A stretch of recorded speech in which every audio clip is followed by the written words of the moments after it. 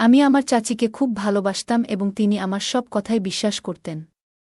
তিনি দেখতে অনেক সুন্দর ছিলেন, আমি তার রূপের প্রেমে পড়ে যাই, গায়ের রং ছিল ফর্সা, একটু স্বাস্থ্যবান, যা তাকে আরও সুন্দর করে তুলেছিল। চাচির শ্বশুরবাড়িতে প্রথমে ঘোমটা পড়ে থাকতেন, কিন্তু সময়ের সাথে সাথে ভাইবোন ভাগ্নেদের সাথে বন্ধুত্ব গড়ে উঠতে থাকে। চাচি আর চাচা সবাই একসাথে থাকতে শুরু করলেন এবং সব কিছু স্বাভাবিক হয়ে গেল, এমনকি ঘোমটা দেয়া বাদ দিয়ে দিলেন। আমার চাচি যখন বিয়ে করে বাড়ি এলো, তখন আমি তাকে আমার চাচির মতো ভাবতাম, কারণ তার সাথে আমার বয়সের পার্থক্য খুব বেশি ছিল না। নতুন কেউ বাড়িতে এলে সে খুশি হতো, উত্তেজিত হতো এবং তার সাথে আরও কথা বলত। পুরো বাড়িটাও সে সুন্দর করে তুলত এবং তার কথা বলার মধ্যে একটি বিশেষ আকর্ষণ ছিল। সে রান্নাঘরে দাঁড়িয়ে কাজ করছিল, আর যখনই সে কিছু চাইত, আমি তা এনে দিতাম। আমরা হাসতাম, ঠাট্টা করতাম, লুডু খেলতাম, কখনো একসাথে বসে চা পান করতাম। আর আমি তার দিকে চেয়ে থাকতাম, জানি না কেন। একটা সময় ছিল যখন পরিবারে এটা নিয়ে কথা উঠেছিল যে হয়তো আমার খালার সাথে আমার কিছু অদ্ভুত সম্পর্ক আছে। এই খবরটি পরিবারের একজন মহিলার দ্বারা ছড়িয়ে পড়েছিল, কারণ তিনি শিক্ষিত এবং সুন্দরী ছিলেন। কিভাবে কথা বলতে হয় জানতেন, ভালো খাবার রান্না করতেন, সবকিছুই বুঝতে পারতেন। পরিবারটি তাকে খুব ভালোভাবে গ্রহণ করেছিল এবং তাকে সবসময় সম্মান করত। কিন্তু যখন তাকে নিয়ে আলোচনা হয়েছিল, কেউ তার বিরুদ্ধে কিছু বলতে পারেনি, শুধু বলেছিল যে তার সাথে আমার সম্পর্কটা অন্যরকম ছিল। আপনি নিজেই ভেবে দেখুন, এটা কিভাবে হতে পারে না। অনেকেই অনেক কথা বলেছিল, যদিও আন্টি সবাইকে আশ্বস্ত করেছিলেন যে আমি তার ছেলের মতো। তিনি বলতেন, যদি চাচা তার মায়ের জায়গায় থাকতে পারেন, তাহলে আমার ক্ষেত্রেও তা সম্ভব। আর একজন ছেলে কি তার মাকে নিয়ে হাসিঠাট্টা করতে পারে না? এভাবে কি আমাদের বিব্রত হওয়া উচিত ছিল? লোকেরা আমাদের সম্পর্ককে ভুল বুঝেছিল, যার ফলে আমাদের একে অপরের সামনে আসা দেখা উচিত ছিল না। কিন্তু যখন মানুষ যদি আমাদের উপর দোষ না দিত, তবে হয়তো অনেক কথাই বলা হতো না। কিন্তু আমরা একে অপরকে অনেক সম্মান করতাম, এবং আজও আমি তাকে একটি পরামর্শ দিয়েছিলাম যা বাস্তবায়ন করতে যাচ্ছিলাম। তাকে অভিনন্দন জানাতে গিয়েই আমি হতবাক হয়েছিলাম, জানতাম না যে এই উপদেশটি আমার জীবনকে ধ্বংস করবে এবং আমার বাড়িতে অশান্তি সৃষ্টি করবে। আমার নাম শ্রাবণ, আমার পরিবারের আমিই যুবক এবং সবচেয়ে শক্তিশালী। সবাই আমাকে বিশ্বাস করত। লোকে বলত, যখনই কোনো কাজে বিয়ে হতো, সব কাজ আমার হাতে তুলে দেওয়া হতো। তারা জানত, শ্রাবণ যদি কাজে মন দেয়, তাহলে তা সফল হবেই। প্রত্যেক পরিবারে এরকম একজন সদস্য থাকে, এবং আমার এক বোন ছিল। আমি, আমার বাবা মা এবং আমার বোন সবাই একই গ্রামে এক বাড়িতে থাকতাম। যদিও তার স্বামী আর নেই, একটা ছেলে ছিল, যার নাম ছিল সাজু। সে নিজের জগতে মগ্ন থাকত। সাজু আমার থেকে ছোট ছিল। একবার আমি আমার চাচির বাড়ি গিয়েছিলাম। সেদিন আমি বললাম, চাচি, তুমি এত সুস্বাদু খাবার রান্না করেছ। আমি মুগ্ধ, তার খাবার সত্যিই অসাধারণ ছিল। এরপর থেকে আমি ইচ্ছে করেই তার বাড়িতে যেতাম, শুধু তার রান্না করা খাবারের জন্য। আমি অজুহাত খুঁজতাম যেন তার বাড়িতে খাবার খাওয়ার সুযোগ পাই। একদিন খাওয়ার পর সারা সপ্তাহ তার কথা মনে হতো। কিন্তু আমার মা বলতেন, তোমার চাচির সাথে বেশি মিশো না। চাচা থাকলে কথাই অন্যরকম হতো, মা বোঝাতেন, যখন কারো বাড়িতে বোন থাকে, কোনো লোক তার বাড়িতে যায়। কিন্তু তোমার চাচা নেই, তার স্ত্রী আর ছেলের সাথে তোমার সম্পর্ক কি? হ্যাঁ, তার ছেলে তোমার ভাই, মাঝে মাঝে দেখা করো। কিন্তু তার বাড়িতে যাওয়ার দরকার নেই। 4 ঘন্টা বসে থেকে কী লাভ, না বলতেন। আমার চাচির সাথে আমার সম্পর্ক যেন ভুলে যাই। আসলে আমার চাচা বয়সে বড় ছিলেন এবং চাচি আমার থেকে প্রায় 1-2 বছরের বড় ছিলেন। আমি বলতাম, তুমি জানো, পরিবারের একজন মহিলাও বলেছিলেন, আমার চাচির কট্টর শত্রু ছিলেন। তোমার চাচি এবং পুরো পরিবার জানে তিনি কখনো ভালো কিছু করেননি। সবসময় অন্যের চরিত্র নিয়ে কথা বলতেন। মা বলতেন, সে সাধারণ মহিলা নয়, সে তোমার চাচি। এখন আর তোমার ওখানে যাওয়া আমার ভালো লাগছে না। আমি যদি তোমাকে কিছু করতে বাধা দিই, তুমি কেন আমার সাথে ঝগড়া করছ? আমি বললাম, ঠিক আছে, ভবিষ্যতে এই ব্যাপারটা দেখব। আমার চাচি তখন খুব বিরক্ত ছিলেন এবং শুধু তার অনুভূতির কথাই বলতেন। তাহলে কি পরিবারের কেউ আমার চাচাকে ভালো মনে করবে না? আন্টি কখনোই জীবনে কোনো কাজ করেননি এবং শুধু তার ঘর চালাতেন। তিনি অনেক ধনসম্পদ নিয়ে বিদেশ চলে গেলেন, সবাইকে বললেন যে সেখানে গিয়ে ব্যবসায় টাকা বিনিয়োগ করবেন এবং সবার টাকা দ্বিগুণ হবে। কিন্তু সেখানে যাওয়ার পর সেই টাকাও নষ্ট হয়ে গেল। ফিরে আসার পর লোকে জিজ্ঞেস করল কি হল। এরপর তিনি মারা গেলেন। তার মৃত্যুর পরেও কেউ তাকে ভালোভাবে স্মরণ করেনি। কারণ তিনি মৃত্যুর আগে পুরো পরিবারকে প্রতারণা করেছিলেন। তিনি ভেবেছিলেন বাইরে গিয়ে ব্যবসা শুরু করলে সবার উপকার হবে। তাদের দ্বিগুণ টাকা ফেরত দেবে, লোকে তাদের টাকাও পাবে এবং তাদের ব্যবসাও চলবে। কিন্তু দুর্ভাগ্যবশত ব্যবসায় ঝুঁকি ছিল এবং সবকিছু নষ্ট হয়ে গেল।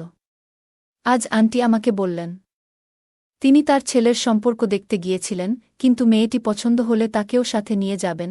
আজকাল মেয়ে দেখলেই সবকিছু যাচাই করা হয়। সবার সামনে শ্রাবণের মৃগী রোগের আক্রমণ হয়েছিল, যা আগে কখনো হয়নি। কিন্তু হঠাৎ করেই এই সমস্যা দেখা দিল। জানতে পারলাম যে তার এপিলেপসি রয়েছে। এবং আমরা জানতাম না যে কোনো মেয়েকে দেখলেই তার খিঁচুনি হয়।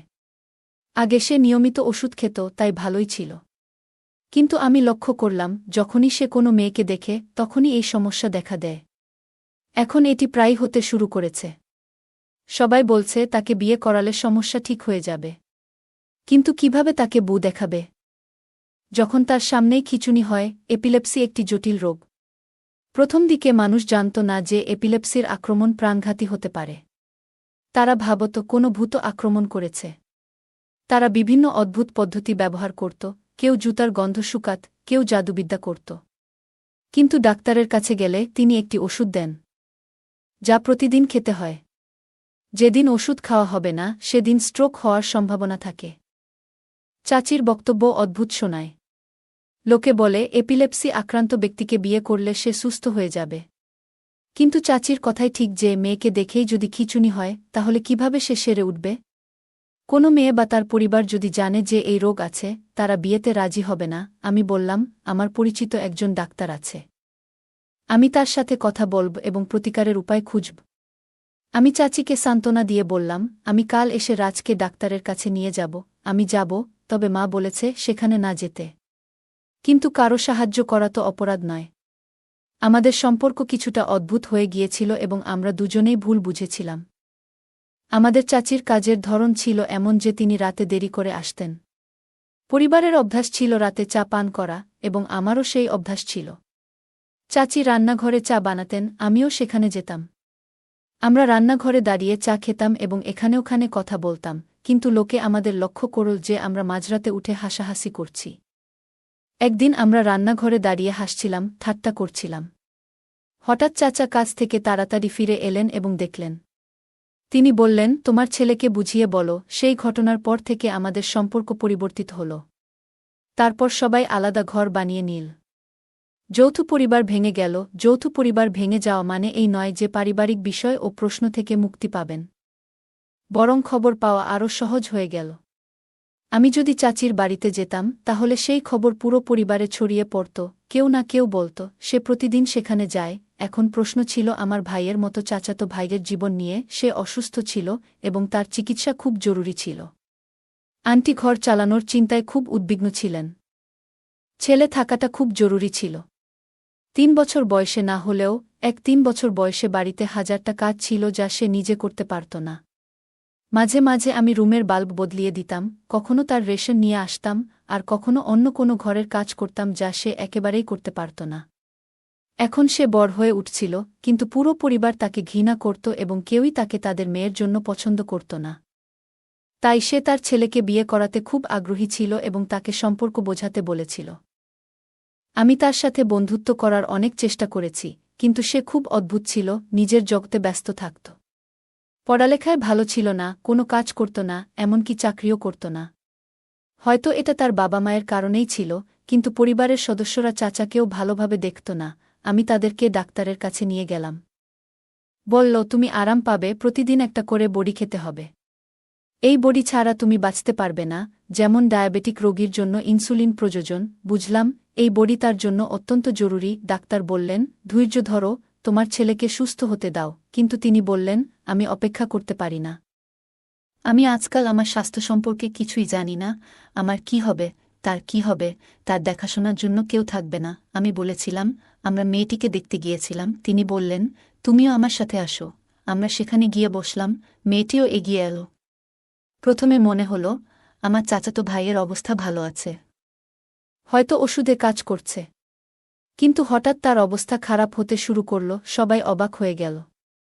মেয়েটি বলল, আপনারা সেই নারীদের মধ্যে যারা মনে করেন বিয়ের পর সব ঠিক হয়ে যাবে। আপনারা তার চিকিৎসা করান, তারপর বিয়ের কথা ভাবুন। নিচে নামতেই আমি বললাম, তুমি এটা সহজে করতে পারো। আমরা সম্পর্ক দেখতে এসেছি, তোমার মেয়েকে তুলে নিতে নয়। আমরাও সম্মানীয় মানুষ। চাচি রাগ না করতে বললেন। আমরা সেখান থেকে ফিরে এলাম। বাড়ি ফিরে মা খুব বিরক্ত হলেন, জিজ্ঞাসা করলেন আমি কোথায় ছিলাম। বললাম, এক বন্ধুর বিয়েতে। মা বললেন, তোমার বোনের জন্য আমি চিন্তিত। বিয়ের পর থেকে তাকে এখানে আসতে দেয় না। আমাদের সাথে খারাপ ব্যবহার করেছে, ফোনে কথা বললেও মনে হয় কিছু লুকিয়ে আছে। যখনই কিছু জিজ্ঞেস করি বলে সব ঠিক আছে। ঈশ্বরকে ধন্যবাদ, কিন্তু আমি তার মা। বুঝতে পারি কিছু সমস্যা আছে, কিন্তু সে কিছু বলে না। আমি চিন্তিত ছিলাম। মা বললেন, দিদি নিজের ইচ্ছেমতো বিয়ে করেছে। আমরা সেই লোকটাকে পছন্দ করতাম না। খুব রাগী এবং অবদ্ধ, কিন্তু বোনের পছন্দ ছিল। আমি চিন্তায় থাকি, পছন্দের বিয়ে সবসময় সফল হয় না। মেয়েদের উপর চাপ থাকে। তারা ভাবে নিজের ইচ্ছায় করেছি, সব সহ্য করতে হবে। এমনকি অত্যাচারও সহ্য করে। এভাবে চলতে পারে না। আমি বললাম, আমরা তাকে সাহায্য করতে পারি। মা বললেন, মেয়েরা যখন নিজের ইচ্ছায় বিয়ে করে তারা পাপ করেনি। কিন্তু শ্বশুরবাড়ির লোকেরা যেন তাদের ভাগ্যের কাছে ছেড়ে দিয়ে যা খুশি তাই করে। আমার সংসারে বেশ কিছু সময় কাটিয়েছি এবং দেখেছি এমন দুর্ভাগ্যপূর্ণ মহিলার জীবন কিভাবে হয়। দিনরাত কাঁদে। আমি চাই না আমার মেয়ের জীবন তেমন হোক। আমাদের পরিবারের কেউ জানত না আমার বোনের এই অবস্থার কথা, নইলে সবাই হাজারটা কথা বলত। আমি তাকে সান্ত্বনা দিয়ে বললাম, যদি কোনো বড় সমস্যা হয় আমরা সমাধান করব।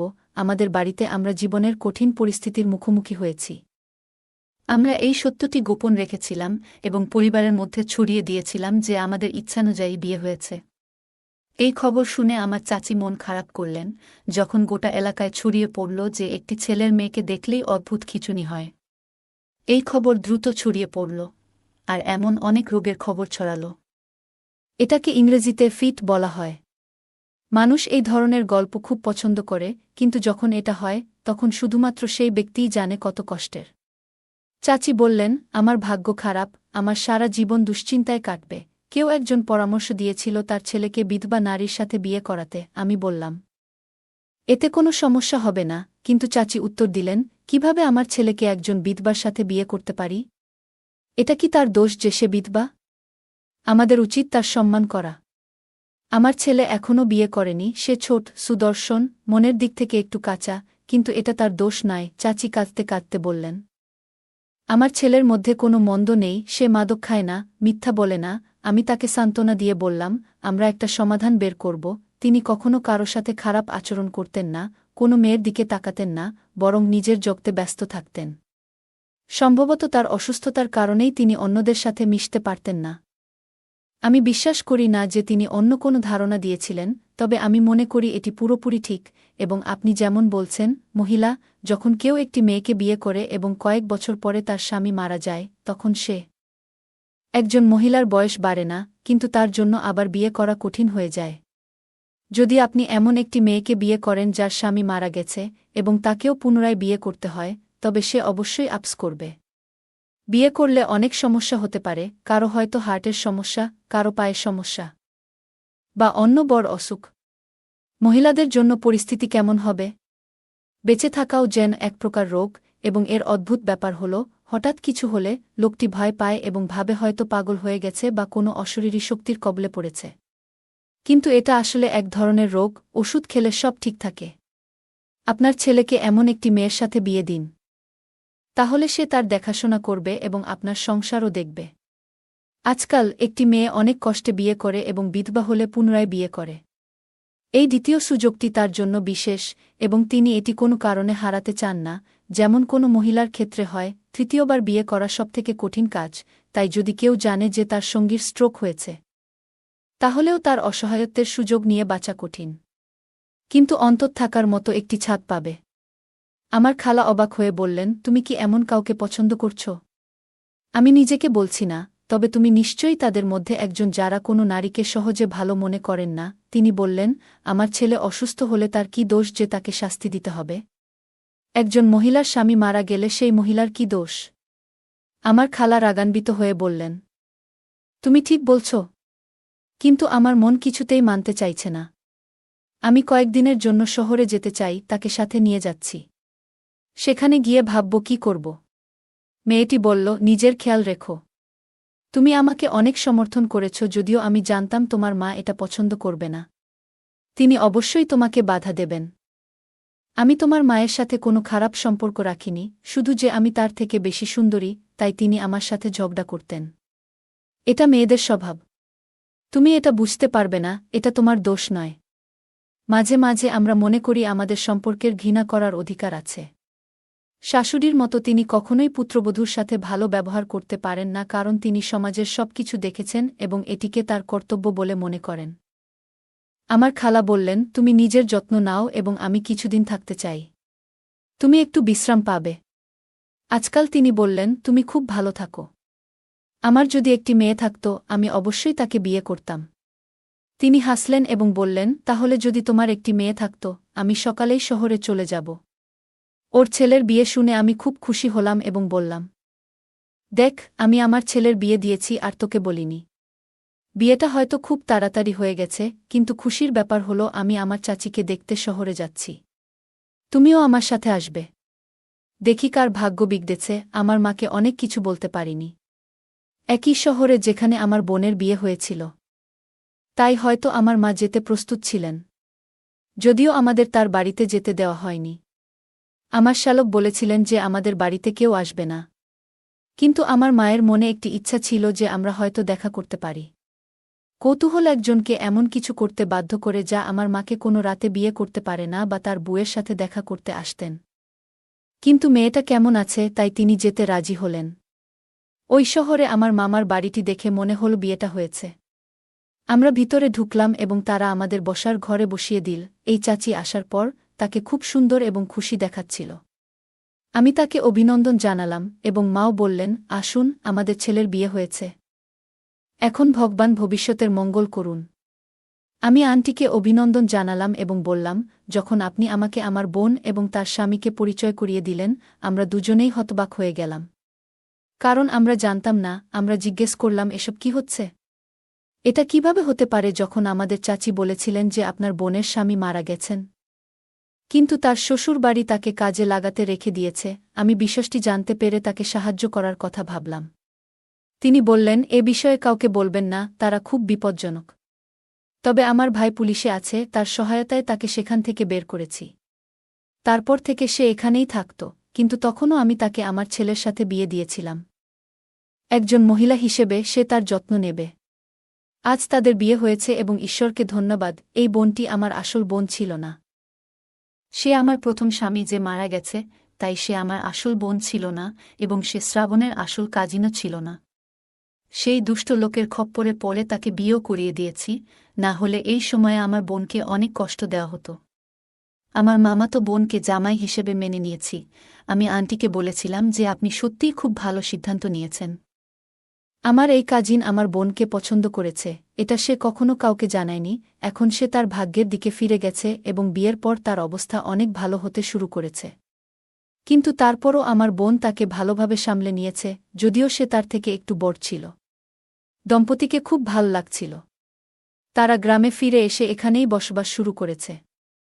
খারাপ অবস্থায় ছিল, এই 2 বছর খুব কষ্টে কাটিয়েছে, কিন্তু এখন তারা ভালো আছে। তার স্বামী এক দুর্ঘটনায় মারা যায় এবং এরপর তার শ্বশুরবাড়ির লোকেরা তাকে আরও একা করে তোলে। তবে তার ভাগ্য ভালো ছিল যে তার চাচি তাকে সেখান থেকে উদ্ধার করে। এখন সে বলত, আমি সুখী এবং আমার জীবনে কোনো অভিযোগ নেই। সে বলত, যখন থেকে আমি শ্রাবণ এর সাথে বিয়ে করেছি, তখন থেকেই মনে হচ্ছে আমি সঠিক কাজ করেছি। আল্লাহ আমাকে ক্ষমা করেছেন এবং আমি এখন খুব খুশি। আশা করি শ্রাবণও খুশি হবে। গল্পটা কেমন লাগলো জানাতে ভুলবে না। আরও মজার মজার রোমান্টিক গল্প শুনতে চাইলে ভিডিওটি লাইক, শেয়ার এবং চ্যানেলটি সাবস্ক্রাইব করতে এবং বেল আইকনটি ক্লিক করতে ভুলবে না। ধন্যবাদ। আমি যখন আমার স্বামীর সাথে নতুন জীবনের যাত্রা শুরু করলাম, তখন থেকেই দেখলাম তিনি কখনো আমার প্রতি কোনো আগ্রহ দেখাননি। প্রতিদিন তার কাছ থেকে একটু ভালোবাসা পাওয়ার অপেক্ষায় থাকতাম, কিন্তু সেটা কখনই পাইনি। নিজেকে ভালোবাসাহীন একা অনুভব করতে করতে আমি ভেবেছিলাম, আমার জীবনটা কি এভাবেই কেটে যাবে? আমার ভাতিজা অর্ণব প্রায়ই আমার দিকে অদ্ভুতভাবে তাকাত, কিন্তু আমি কখনো সেই দৃষ্টিকে গুরুত্ব দিইনি। এক রাতে যখন আমি আমার ঘর থেকে বের হয়ে যাচ্ছিলাম, হঠাৎ সে আমার হাত ধরল, সে কাছে এসে বলল, তুমি কেন সবসময় একা থাকো? আমি সত্যিই তোমার প্রতি অনেক ভালোবাসা অনুভব করি এবং সবসময় তোমার যত্ন নিতে চাই। তার কথা শুনে আমি কিছুটা হতবাক হয়ে গেলা। তারপর সে আমাকে তার ঘরে নিয়ে, বন্ধুরা আজকের গল্পটা অনেক বেশি স্পেশাল, রেডি হয়ে যাও। দয়া করে গল্পগুলো ভালো লাগলে ভিডিওটি লাইক শেয়ার এবং চ্যানেলটি সাবস্ক্রাইব করো প্লিজ। আমি প্রিয়া, আমার বয়স ২৭, এবং মনে হয় আমার জীবনের সবচেয়ে বড় ভুলটা ছিল বিয়ের প্রথম রাতেই আমি বুঝেছিলাম যে সম্পর্কের বাঁধনটা আমার জন্য ছিল না। আমার স্বামী রহিম সব সময় ব্যস্ত থাকত, কখনো অফিসের কাজে, কখনো বন্ধুদের সঙ্গে আড্ডায়। আমি প্রথমে ভেবেছিলাম হয়তো এটা সাময়িক, সে ধীরে ধীরে আমার প্রতি আরও মনোযোগী হবে। কিন্তু সময়ের সাথে সাথে পরিস্থিতি আরও জটিল হতে থাকল। যে রহিমকে প্রথম দেখেছিলাম, তার ব্যক্তিত্ব আর মেধা আমাকে মুগ্ধ করেছিল। মনে হয়েছিল সে আমার জীবনের সেরা সঙ্গী হবে। কিন্তু বিয়ের পর যেন সে একদম অন্যরকম হয়ে গেল। আমি বিষয়টা বোঝার চেষ্টা করলাম। একদিন সাহস করে, যখন রহিম বাড়িতে ছিল, আমি তার কাছে জানতে চাইলাম, আমাদের মধ্যে কি কিছু সমস্যা হচ্ছে? তুমি কেন এত দূরে থাকো? আমার স্বামী বলল, আমি কাজে খুব ব্যস্ত। তোমাকে এটা বুঝতে হবে। তার এই উত্তর আমাকে আরও বিভ্রান্ত করে দিল। আমার মনে চলতে থাকা সন্দেহের জট খোলার জন্য আমি ভাবলাম আমার শাশুড়ির সাথে কথা বলি। কিন্তু আবার ভয় হল, যদি সে আমাকে ভুল বোঝে। আমার স্বামী সবসময় আমার পাশে ছিল, কিন্তু আমাদের সম্পর্কের ঘনিষ্ঠতার অভাব ছিল। এই শূন্যতার কারণে আমি অজান্তেই আমার স্বামীর বড় বোনের ছেলে অর্ণব এর দিকে আকর্ষণ অনুভব করতে শুরু করলাম। অর্ণব আমাদের বাড়িতে থাকার সময় মাত্র ২১ বছর বয়সী ছিল, কিন্তু তার ব্যক্তিত্ব এবং সৌন্দর্য আমার দৃষ্টি আকর্ষণ করত। তার সহজ হাসি, মিষ্টি কথা এবং ব্যবহার সবই আমাকে তার দিকে টানত। একদিন অর্ণব আমার কাছে এসে বলল, ভাবি, তোমাকে একটু মন খারাপ মনে হচ্ছে। তার কথার আন্তরিকতা আমার মন ছুঁয়ে গেল। আমি হেসে বললাম, সব ঠিক আছে, একটু ক্লান্ত। তখন সে বলল, আপনার যদি কারো সাথে খোলামেলা কথা বলার প্রয়োজন হয়, আমি কিন্তু আছি। তার এই কথায় আমার মনে কিছুটা স্বস্তি এলো। বিয়ের কয়েক মাস পরে আমার মনে হচ্ছিল জীবনের এই স্তরে আমি একা হয়ে গিয়েছি, কারণ আমাদের বিয়ের ৭ মাস পরেও আমার স্বামী আমাকে কাছাকাছি আনতে পারেনি। একদিন অর্ণব বাড়িতে ছিল, আমি তাকে ঘরের কোথাও দেখতে পেলাম না। সে হঠাৎ এসে বলল, কেমন আছেন চাচি? সদ্য বিবাহিত জীবন কেমন চলছে? আমি বললাম, ৭ মাস হয়ে গেছে, তাই নতুনত্ব আর নেই। অর্ণব এমন একজন ছিল যার জীবনটা বেশ রোমান্টিক ছিল, আর আমি সেটা জানতাম। পরের দিন রাতে আমার শাশুড়ি আমাকে হলুদ মিশানো দুধ দিতে বললেন। তিনি বললেন, অর্ণবের জন্য এটি নিয়ে যেতে। আমি তা নিয়ে যখন তার রুমে ঢুকলাম, দেখলাম অর্ণব আয়নার সামনে দাঁড়িয়ে নিজেকে ঠিকঠাক করছিল। তাকে দেখে আমি একটু অবাক হয়েছিলাম। অর্ণব হেসে বলল, চাচি, আমি তোমাকে বিরক্ত করতে চাই না। তুমি যদি কখনো কথা বলতে চাও, আমি এখানে আছি। অর্ণবের কথা শুনে আমার মুখে একটু হাসি ফুটে উঠল, কারণ সে তার চাচির স্বভাব বেশ ভালোভাবেই জানত। আমি জিজ্ঞেস করলাম, কি হয়েছে আজ তোমার? অর্ণব হেসে বলল, স্রেফ একটু ঠান্ডা লেগেছে। ঠান্ডা পানি আর ঠান্ডা পানীয় খাওয়ার পর থেকেই। কিছু গরম জিনিস খেলে ভালো লাগবে। অর্ণব তখনও শার্ট না পরেছিল, আর সেটা দেখে সে হেসে বলল, চাচি, আপনি কেন এভাবে চোখ নিচু করে আছেন? আমি মুচকি হেসে বললাম, তুমি একটু খোলামেলা আছো, তাই তোমার সামনে কিছুটা অস্বস্তি লাগছে। আগে শার্ট পরে নাও, তারপরেই আমরা স্বাভাবিকভাবে কথা বলবো। সে শার্ট পরে নিল, এবং তারপর আমাদের কথোপকথন স্বাভাবিকভাবে চলতে লাগল। তার সাথে গল্প করতে করতে প্রায় আধা ঘন্টা কেটে গেল। আমি বললাম, এই হলুদ মিশানো দুধটা তাড়াতাড়ি খেয়ে ফেলো, না হলে ঠান্ডা হয়ে যাবে। অর্ণব একটু মজা করে বলল, চাচি, তুমি এত তাড়াহুড়ো করো কেন? আমার মনে হয় তুমি আমার কথায় একদমই পাত্তা দিচ্ছ না। আমি হেসে বললাম, তোমার চাচা আমাকে ডাকছেন, তাই আমি যাচ্ছি। সেই রাতে আমি যখন আমার রুমে ফিরে এলাম, দেখলাম আমার স্বামী আগেই ঘুমিয়ে পড়েছে। আমরা একই ঘরে থাকলেও আমি মেঝেতে ঘুমাতাম আর তিনি বিছানা। মাঝে মাঝে মনে হতো, আমি সত্যিই কি সঠিক সিদ্ধান্ত নিয়েছিলাম তাকে বিয়ে করার। মধ্যরাতে হঠাৎ মনে হলো, যেন কেউ আমাদের ঘরের ভেতর থেকে দেখছে। কিন্তু বাইরে এত অন্ধকার ছিল যে আমি কিছুই দেখতে পারলাম না। সেদিন রাতে ঘটনাটি উপেক্ষা করে আমি পরের দিন সকালে কাজে মন দিলাম। রান্নাঘরে কাজ করছিলাম, হঠাৎ দেখি অর্ণব পেছনে দাঁড়িয়ে। আমি অবাক হয়ে বললাম, অর্ণব, এটা কি ধরনের মজা করছ? ভুলে যেও না আমি তোমার চাচি। নিজেকে একটু শান্ত রাখো। অর্ণব মৃদু হাসি দিয়ে বলল, আমি শুধু একটু মজা করতে চেয়েছিলাম চাচি। জানতাম না যে তুমি এতটা রেগে যাবে। যদিও আমি রেগেছিলাম, তবুও সে আমার সাথে খুব শান্তভাবে কথা বলল।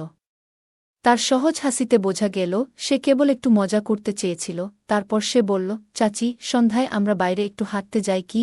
অনেক দিন বের হইনি। তাই সন্ধ্যায় পার্কে গেলাম। আমরা সেখানে বসে তার কলেজ জীবনের গল্প শুনতে লাগলাম। বেশ কিছুক্ষণ একসাথে সময় কাটালাম। আমরা পরে সিনেমা দেখতে বসি, আর সেখানেই অনেক কথা হলো আমাদের মধ্যে। অর্ণবের কথায় কিছুটা প্রশান্তি খুঁজে পেলাম। আমি নিজেই ভাবছিলাম, কেন আমার স্বামী এমন আচরণ করে না? কখনো কখনো মনে হতো হয়তো আমার স্বামীও একদিন এমন হবে। কিন্তু আমার মা-বাবা আগেই বলেছিল সব কিছু সময় নেবে। তারা বলেছিলেন স্বামী স্ত্রীর সম্পর্ক গড়ে উঠতে সময় লাগে, কিন্তু এতদিনেও তার কোনো পরিবর্তন হয়নি। আমার জীবন যেন অশান্তিতে ভরে যাচ্ছিল, কিন্তু আমার স্বামী কখনো এই বিষয়ে কোনো গুরুত্বই দিলেন না। আমারও স্বপ্ন ছিল, আশা ছিল যে ভালোবাসা পাব, যত্ন পাব। কিন্তু একটি সম্পর্ক যদি সেই ভালোবাসা না পায়, তখন জীবনটা ফিকে হয়ে যায়। সেই সন্ধ্যায়, যখন আমি পূজার প্রদীপ জ্বালাচ্ছিলাম, হঠাৎ প্রবল বাতাস এসে প্রদীপ নিভিয়ে দিল। জানালা খোলা ছিল, তাই বাতাস ঢুকে প্রদীপটি নিভে গেল। অর্ণব তখন বলল, চাচি, আপনি কি আজ কোনো কিছু নিয়ে ভাবছিলেন? তার কথায় আমি চুপ করে রইলাম, আবার প্রদীপটি জ্বালালাম। নিজে নিজে ভাবলাম হয়তো বাতাসের কারণেই এমনটা হল। অর্ণবের চোখে ছিল একটি প্রশ্ন, যেন সে কিছু বলতে চাইছিল, তবে আমি তখনও তার ইঙ্গিত বুঝতে পারিনি। আমি পরের সপ্তাহের কাজগুলো নিয়ে ভাবছিলাম এবং নিজের রুমে চলে এলাম। কিছুক্ষণ পর বুঝতে পারলাম আমার পিরিয়ড শুরু হয়েছে, কিন্তু দুর্ভাগ্যবশত ঘরে কোনো স্যানিটারি প্যাড ছিল না। আমার স্বামী তখনও বাড়িতে ছিলেন না, তাই আমি নিজেই মেডিকেল স্টোরে যেতে বাধ্য হলাম। মেডিকেল থেকে যখন স্যানিটারি প্যাড নিয়ে ফিরছিলাম, হঠাৎ শুনলাম কেউ বলছে, তুমি জানলে না যে তোমার পিরিয়ড শুরু হয়েছে? এসব কথা আমার শাশুড়ি বলছিল অনেক রাগ হয়ে। কারণ আমি এই অবস্থায় পূজার প্রদীপ জ্বালিয়েছিলাম আর পূজা করেছিলাম। আমি অবাক হয়ে গেলাম, কারণ সত্যিই তখন আমি তা জানতাম না। এই মন্তব্য শোনার পর মনের মধ্যে এক ধরনের কষ্ট অনুভব করলাম। রুমে ফিরে আসার পর পেটের ভীষণ ব্যথায় কষ্ট পাচ্ছিলাম, কিন্তু মনটাও ভারী হয়ে গেল ওই কথাগুলো মনে করে।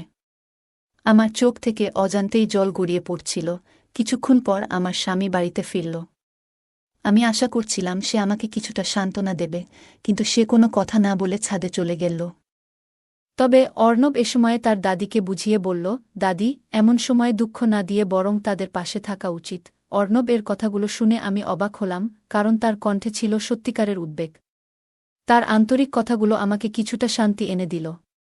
সে তার দাদিকে বলল, আমাদের উচিত একে অপরের পাশে থাকা, তাদের ভুল খুঁজে না বের করা। আমি মনে মনে ভাবছিলাম, যদি আমার স্বামীও এমনভাবে আমাকে সমর্থন করত।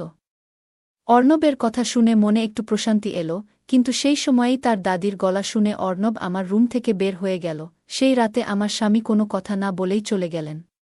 আমি ভাবছিলাম, হয়তো আমি কোথাও ভুল করেছি। গভীর রাতে যখন আমি বাইরে বসেছিলাম, হঠাৎ অর্ণব আমার কান্নার আওয়াজ শুনে তার রুম থেকে বেরিয়ে এলো। সে আমার হাত ধরে তার রুমে নিয়ে গেল এবং আমাকে শান্তভাবে তার বিছানায় বসাতল। আমার চোখের জল তখনও থামছিল না। অর্ণব আমার সামনে হাঁটু গেড়ে বসে বলল, চাচি, আপনি কেন কাঁদছেন? তার কথায় আমার মন কিছুটা শান্ত হল এবং তার আন্তরিকতায় আমি মুগ্ধ হয়ে গেলাম। সে আমাকে হালকা হাসানোর চেষ্টা করল এবং বলল, আপনাকে কষ্ট পেতে হবে না, আমি আছি। কিছুক্ষণ পর সে রান্নাঘরে গিয়ে আমার জন্য হলুদ মিশ্রিত দুধ নিয়ে এলো এবং বলল, এটা খান, এতে আপনি ভালো বোধ করবেন।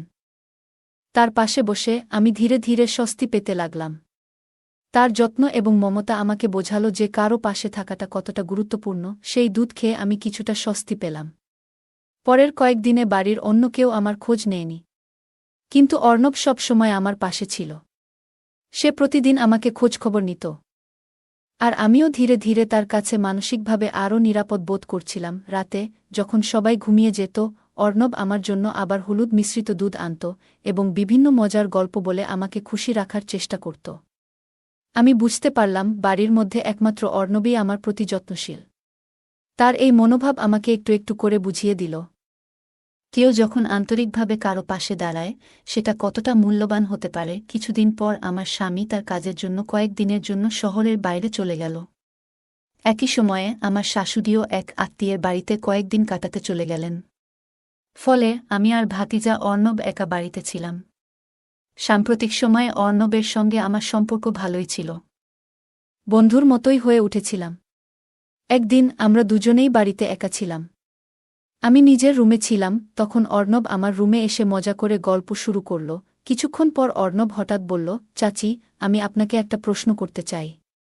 তবে আগে প্রতিশ্রুতি দিন যে আপনি আমার প্রশ্নের উত্তর দেবেন। আমি ভেবেছিলাম হয়তো কোনো মজার প্রশ্ন করবে, তাই আমি হেসে বললাম, ঠিক আছে, জিজ্ঞেস করো।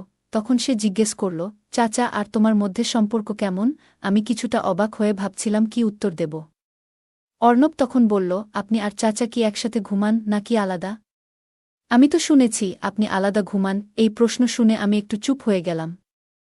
ভাবছিলাম সে কিভাবে জানে আমাদের ঘুমানোর বিষয়টা।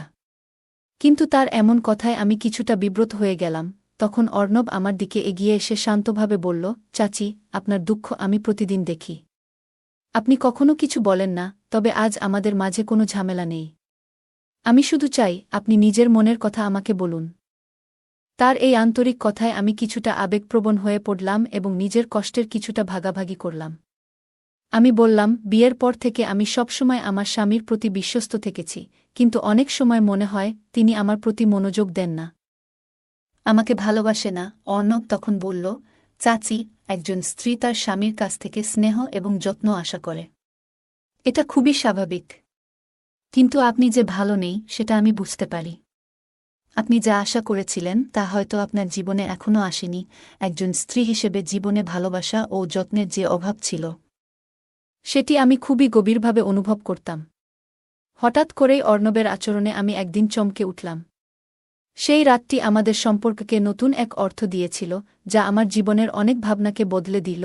পরের দিন সকালে ঘুম থেকে উঠে নিজেকে এক নতুন দৃষ্টিতে দেখতে পেলাম। মনে হচ্ছিল যেন আমার জীবনের একটি নতুন অধ্যায় শুরু হয়েছে। ভেতরে এক ধরনের আনন্দের অনুভূতি অনুভব করলাম, যা আগে কখনো হয়নি। ঘরের পরিবেশেও একটা পরিবর্তন ছিল, যেন সবকিছুতে এক নতুন আলো ছড়িয়ে পড়েছে। অর্ণবের চোখেও এক ধরনের উচ্ছ্বাস দেখা যাচ্ছিল। আমার মনে হতে লাগল, হয়তো জীবনের এই পরিবর্তনই আমার জন্য ভালো। কিছুদিন পর যখন আমার স্বামী এবং শাশুড়ি বাড়িতে ফিরলেন, তখন আমি আবার আগের মতো হতে চেষ্টা করলাম। তবে হঠাৎ করেই একদিন আমার স্বামী একটি দুর্ঘটনায় গুরুতরভাবে আহত হলেন এবং তাকে তৎক্ষণাৎ হাসপাতালে নিয়ে যেতে হল। চিকিৎসার পর জানা গেল যে তার একটি পা ভেঙে গেছে এবং তাকে দীর্ঘদিন হুইল চেয়ারে থাকতে হবে। এই কঠিন পরিস্থিতিতে অর্ণব সবসময় আমার পাশে দাঁড়িয়েছিল, যেন আমি একা না থাকি। তার সহায়তায় আমি বুঝতে পারলাম যে জীবনে কঠিন মুহূর্তেও কেউ একজন যদি পাশে থাকে, তাহলে সবকিছু সহনীয় হয়ে যায়। অর্ণব সবসময় চেয়েছিল আমি ভালো থাকি এবং পরিবারের মধ্যে খুশি ফিরিয়ে আনার চেষ্টা করত। একদিন আমার শাশুড়ি অসুস্থ ছিলেন এবং আমি রান্নাঘরে কাজ করছিলাম। এমন সময় অর্ণব আমাকে সাহায্য করার জন্য এগিয়ে এলো এবং বলল, আপনার একটু বিশ্রাম নেওয়া উচিত। তার কথায় আমি অবাক হলেও তার আন্তরিকতার জন্য কৃতজ্ঞতা প্রকাশ করলাম। কিছুক্ষণ পরে অর্ণব আমাকে তার রুমে যাওয়ার ইঙ্গিত করল। আমি তার ডাকে সাড়া দিলাম এবং সেখানে গিয়ে দেখলাম ঘরটিতে সুন্দর আলো এবং মোমবাতির দিয়ে সাজানো ছিল, যা পুরো ঘরটাকে অনেক সুন্দর করে তুলেছিল। হাসিমুখে সে বলল, চাচি, আপনি আজ খুব সুন্দর লাগছেন। তার এই প্রশংসা শুনে মনে হলো যেন আমি অনেক ভালো মনের মানুষের সাথেই আছি। আমরা একসাথে বসে কথা বলছিলাম এবং সে বলল, চাচি, আমি সবসময় চাই আপনি সুখে থাকেন। তার কথায় সত্যিই আন্তরিকতা ছিল এবং আমি বুঝতে পারলাম যে আমাদের মধ্যে একটি গভীর বন্ধন তৈরি হয়েছে। কিছুক্ষণ পরে আমার স্বামী ঘরে এসে আমাদের দুজনকে একসঙ্গে দেখে হঠাৎ রেগে গেল। সে বলল, তুমি এখানে কেন বসে আছো? আমি শান্তভাবে বললাম যে আমরা শুধু কথা বলছিলাম। কিন্তু আমার স্বামী ভুল বোঝার কারণে রেগে গিয়েছিল এবং তার কথাগুলো ছিল খুব আক্রমণাত্মক। আমি পরিস্থিতি শান্ত করার চেষ্টা করলাম এবং বুঝতে দিলাম যে এতে কোনো অসঙ্গতি ছিল না। সে যেন তার সীমারেখা ভুলতে বসেছিল। এখন মনে হচ্ছে তোমার স্বামী বদলে গেছে। আমার স্বামীর মুখ থেকে এই কথাগুলো শুনে আমি খুবই বিরক্ত হয়েছিলাম। আমি আমার স্বামীকে জিজ্ঞেস করলাম, তুমি কি জানো তুমি আসলে কি করছ? স্বামী স্ত্রীর সম্পর্ক আসলে কেমন হওয়া উচিত সেটা কি তুমি বোঝো? তুমি কি আমাকে নৈতিকতার পাঠ শেখাতে চাও? তোমার কি মনে আছে, আমাদের বিয়ের প্রথম রাতে তুমি আমাকে স্পর্শ করতে চাওনি শুধুমাত্র আমি স্বাস্থ্যবান জন্যে? তুমি বলেছিলে যে তুমি আমাকে সহ্য করবে, কিন্তু ভালোবাসবে না। এমনটাই হওয়ার কথা ছিল। আমি দেখছি তোমার আর অর্ণবের মধ্যে কি চলছে। আমি তোমার পরিবর্তনটা খুব ভালোভাবে টের পেয়েছি। তুমি আমাদের দুজনকে অন্যায়ভাবে অপরাধী বানাচ্ছ, কিন্তু সত্যটা তা নয়। হ্যাঁ, আমরা হয়তো ভুল করেছি, কিন্তু সেটা ইচ্ছাকৃত ছিল না। অজান্তে করা ভুলকে কি সবসময় ভুল বলা যায়?